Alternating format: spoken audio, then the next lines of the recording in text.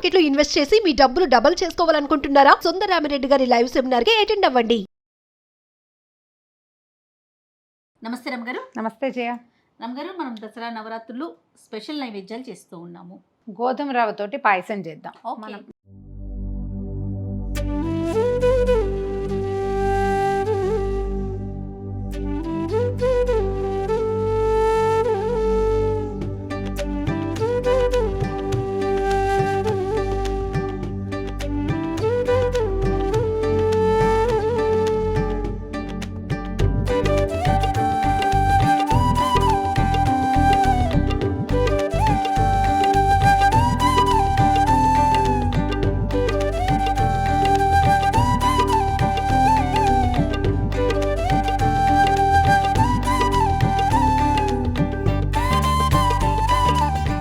Kesari bath చేసుకుంటాం కదా, రవ కేసర్లు 3-4 సార్లు చేసాం, వీడియోలు ఉన్నాయి. గోధుమ రవ్వతోటి కూడా పాలు పోసి చేయొచ్చు, పాలు పోయకుండాను చేయొచ్చు. 2 రకాల వెరైటీలు ఉన్నాయి.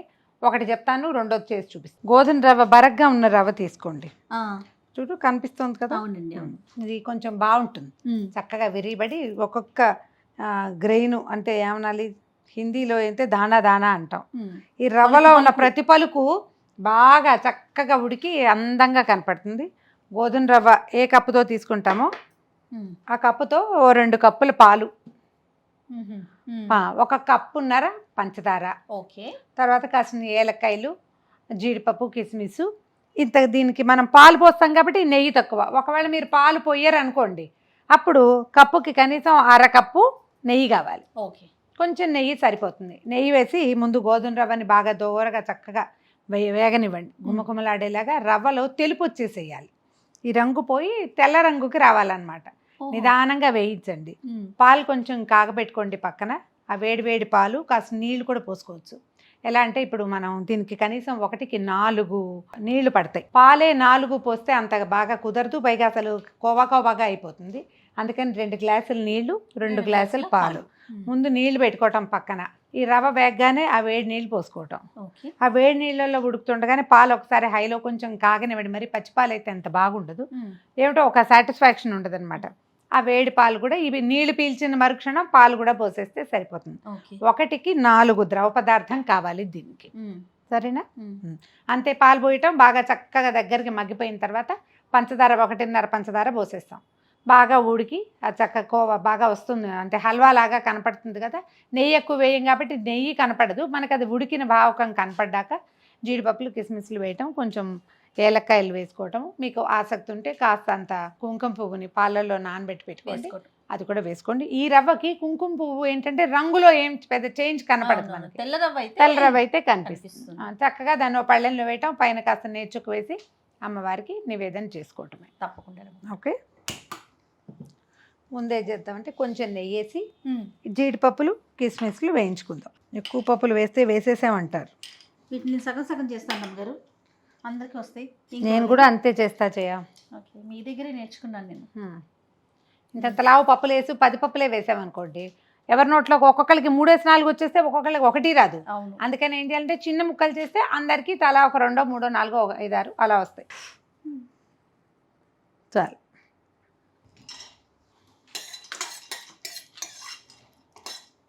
జీడిపప్పులు, కిస్మిస్లు వేయించి తీసుకోండి. జీడిపప్పులు వేయించి పక్కన పెట్టుకున్నాం కదా, ఇగో ఇదే నెయ్యి మనం వేసేది మొత్తానికి. ఇంకా మళ్ళీ నివేదనప్పుడు 1 డ్రాప్ వేసుకోవటమే. గోధుమ రవ్వలో రాయి రప్ప ఇవాళ రేపు ఉండట్లేదులేండి. ఈ కప్పుతో 2 కప్పులు నీళ్లు పోసి ఆ గిన్నె స్టవ్ మీద పెట్టేసి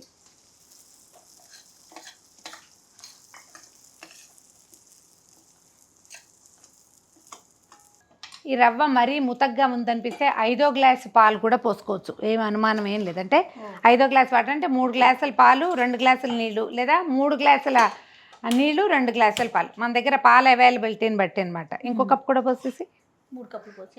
రవ్వ బాగా బిరుసుగా బరకగా ఉంది కదా,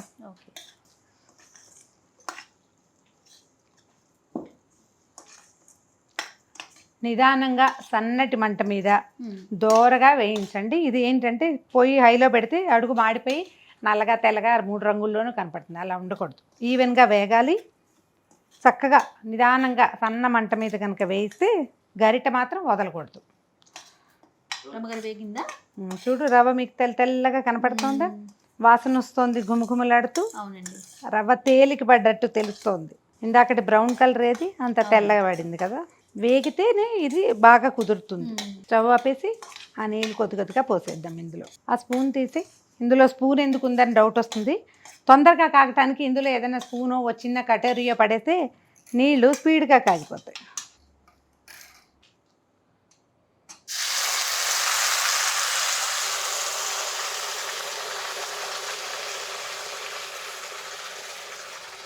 ఈ మసూరు నీళ్ళు పోసేటప్పుడు ఒక్క రవ్వ జాగ్రత్తగా ఉండండి. పిల్లల్ని మగవాళ్ళని దగ్గర ఉండనివ్వద్దు. మీరు కూడా ఒక అడుగు వెనక్కుండి చేయండి. ఇది బట్టతో పోసేటప్పుడు ఇంత వెనక్కుంటాను కుదరదు. పటకారు ఇంత పొడుగ్గా ఉంటుంది కాబట్టి ఇది ఈజీగా ఉంటుంది. ఇవి కూడా రమ్మగారు ఇదివరకు ఇట్లా ఇట్లా రౌండ్ షేప్ వచ్చి ఇట్లా వచ్చేది, ఐడియా ఉందా? పాత రోజుల్లో ఇనపవి అవే బెసికే అవకాశం కూడా ఉండదు. అస్సలు కదలు బాగుంటవి. ఇంకోటి ఏం చేద్దామంటే ఈ గిన్నెలో ఇందాక పాలు పక్కన పెట్టుకున్నాగా, ఆ పాలని వేడి చేసేసుకుందాం. 4 మిల్క్ 1 నీళ్లు కూడా పోసుకోవచ్చు. 4 పాలు అదే 4 పాలు, అదే మిల్క్ అంటున్నాను. 4 పాలు 1 నీళ్లు కూడా వేసుకోవచ్చు. మన దగ్గర ఉన్న పాలు ఉన్న ఉపస్థితిని బట్టి చేసుకోవటం అన్నమాట. దీన్ని ఉడకనిద్దాం నిదానంగా. ఎంత దగ్గరకు వస్తుంది అమ్మగారు? వస్తుంది. గోధుమ రవ్వ తనకి కనీసం 8 రెట్ల నీళ్ళని తీసుకోగలుగుతుంది ప్రతి గింజ. అబ్బా, అంతకంతకే చిక్కబడిపోతుంది. పాలు పోసినప్పుడు కొంచెం పలచగానే ఉంటుంది, ఎందుకంటే మనం ఇది పాయసమే కదా చేయబోతున్నాము. మనం పోసిన చిన్న గ్లాస్ ఎంత అయిందో చూడు. అవునండి, అయిందా? ఇప్పుడు ఏంటి దీన్ని నింపుతాం మనం. ఇంకా తక్కువ ఇంతే చేయాలి, అప్పుడు మనకి సరిపడా ఆ మాత్రం కప్పు నిండా వస్తుంది. మరి ఇన్ని రెట్లు నీళ్ళు పోస్తున్నావా? 1కి 5 నీళ్ళు పోసి 1.5 పంచదార పోస్తే ఎంత అయింది? 1 5 1 5 6.5 రెట్లు అయిపోతుంది. ఉడికేసరికి ఎక్కువ అవుతుంది కదా. పాలు కాగబెట్టి పక్కన పెట్టుకున్నామా? ఈ పాలెత్తి పాయసంలో పోసేద్దాం. మీగడ కడితే చక్కగా మీగడతో సహా పోసేయండి, ఎక్కువ రుచిగా ఉంటుంది. కొంచెం ఇది కొత్తలాడి చుట్టుపక్కల పడుతుంది కాబట్టి కాస్త వెనక్కుండండి. స్టవ్ కొంచెం సిమ్లో పెట్టండి. 3 లాగేసిన రవ్వ ఈ 2 కూడా దగ్గరికి లాక్కుంటుంది. హల్వా కంటే కొంచెం వదులుగా ఉంటుంది. ఓహో,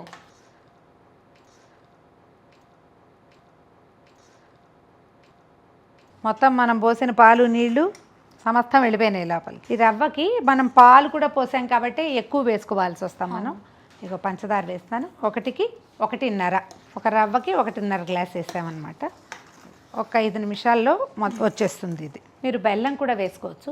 బెల్లం వేసుకునేటట్టయితే పాలు వద్దు, బాగా మరి కాస్త నెయ్యి వేసి బాగా వేయించి ఇంకా కాస్త వేయాలి. ఇప్పుడు ఒక 1/2 కప్పే కదా వేసాం, 1.5 కప్పు కనీసం నెయ్యి వేసి వేయించి బెల్లం కలిపితే కనుక అది కూడా చాలా బాగా వస్తుంది. చెండు కలర్ మారుతుంది, బ్రౌన్గా వస్తుంది. ఇది తెల్లగా ఉంది కదా. బెల్లం సిద్ధాంతం ఉంటే అలా చేసుకోవచ్చు. ఒక 4 నుంచి 8 నిమిషాల లోపల మొత్తం చక్కగా దగ్గరకు వచ్చేస్తుంది. ఈ బుడగలు వస్తున్నాయి చూడండి. మనం ఇంత నెయ్యి వేసినా కూడా నెయ్యి వదిలిపెడుతుంది ఇది.